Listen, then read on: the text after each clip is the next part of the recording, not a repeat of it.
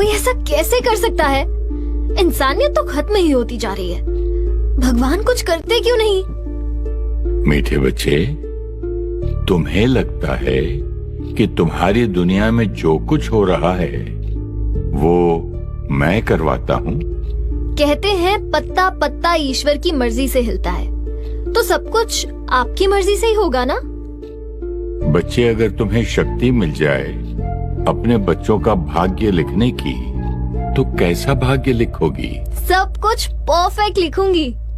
तुम सब आत्माएं मेरे बच्चे हो, तो क्या मैं तुम्हारे भाग्य में दुख, बीमारी, अकाले मृत्यु, प्राकृतिक आपदाएं लिखूंगा? क्या मैं एक का भाग्य कठिन और दूसरे का श्रेष्ठ लिखूंगा? तो फिर ये सब कौन डिसाइड करता है? ये सब तुम बच्चे कर रहे हो। हम क्यों करेंगे ऐसा? हम तो खुद अपने दुखों से छूटना चाहते हैं। तुम्हारे दोनों बच्चे सफल होना चाहते हैं, लेकिन होंगे तो अपने कर्मों अनुसार। ओह, लॉ ऑफ कर्मा। वो तो बचपन से सीखा है कि जैसा कर्म हम करेंगे वैसा हमें फल मिलेगा। वो फल ही तुम्हारा भाग्य है जो तुमने अपने कर्मों से लिखा है। मतलब मेरा भाग्य मैं खुद लिखती हूँ, लेकिन हम जब पैदा होते हैं तब से ही हमारा भाग्य शुरू हो जाता है।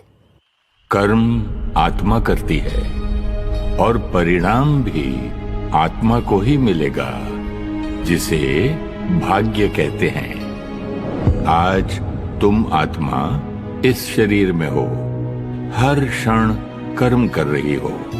किसी कर्म का परिणाम इसी क्षण मिल जाएगा और किसी का कुछ दिन बाद, कोई परिणाम कुछ वर्षों बाद और कोई तो बहुत वर्षों बाद। तब तक शायद तुम आत्मा अपना शरीर रूपी वस्त्र बदल चुकी होगी, लेकिन परिणाम तो आत्मा को मिलना है, शरीर को नहीं। मतलब पिछले जन्म की गलती की सजा इस जन्म में मिलेगी। This is not fair.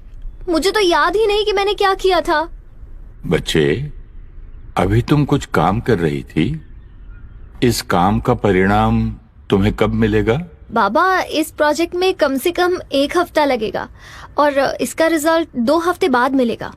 लेकिन इन 15 दिनों में तुम 25 से 30 वस्त्र बदलोगी।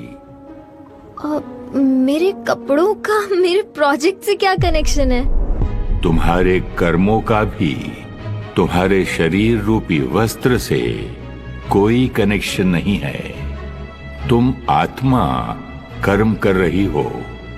किसी कर्म का परिणाम तुम्हें इस शरीर में मिलेगा और किसी का अगले शरीर में। मीठे बच्चे, आज तुम्हारे पास शरीर निरोगी है, सुखद संबंध हैं, तुम्हारे पास धन है। ये सब तुम्हारे पूर्व जन्मों में किए हुए श्रेष्ठ कर्मों का फल है। ओह, ये तो ध्यान ही नहीं रहा। बच्चे, हर जन्म में तुम अनेक आत्माओं के संबंध में आती हो, जिनके साथ तुम्हारा कर्मों का हिसाब किताब बनता है।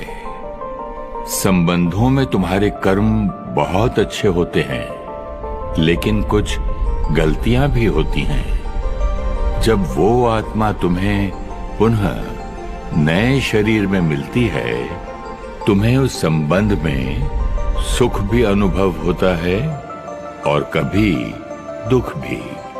मतलब मैं इन सब से पहले मिल चुकी हूँ और आगे भी मिलूंगी। वाह बच्चे, तुमने बिल्कुल सही समझा। बाबा, ऑफिस में ना मेरी बॉस नेहा है। मैं पूरी कोशिश करती हूँ कि उसके साथ अच्छा व्यवहार करूँ, लेकिन पता नहीं वो कौन से जन्म की दुश्मनी निकाल रही है मुझसे। उसकी वजह से मेरी प्रमोशन भी रुकी हुई है। बच्चे, सिर्फ व्यवहार कर्म नहीं होता। तुम्हारे संकल्प, बोल और व्यवहार तुम्हारे कर्म हैं। ओह, मतलब हर थॉट भी कर्म है। किसी न किसी जन्म में तुमने उस आत्मा के साथ गलत कर्म किए हैं। अब तुम्हें उस हिसाब किताब को चुकतो करना है। या तो योग से करो या भोग के। अभी तुम उस संबंध में दुख भोग रही हो। ना दुख दो और ना दुख लो। उसकी बातों को मन पर पकड़कर नहीं रखो, उसे क्षमा करो। क्षमा अर्थात शुभ भावना की दुआएं दो। अकल्याण की वृत्ति वाले को अपने कल्याण की वृत्ति से परिवर्तन करो। तुम्हारे आज के श्रेष्ठ कर्म पूर्व कर्मों को चुकतो कर देंगे। बच्चे, अपने कर्मों पर सदा अटेंशन रखना। हर संकल्प शुभ हो, हर बोल सबको सुख दे।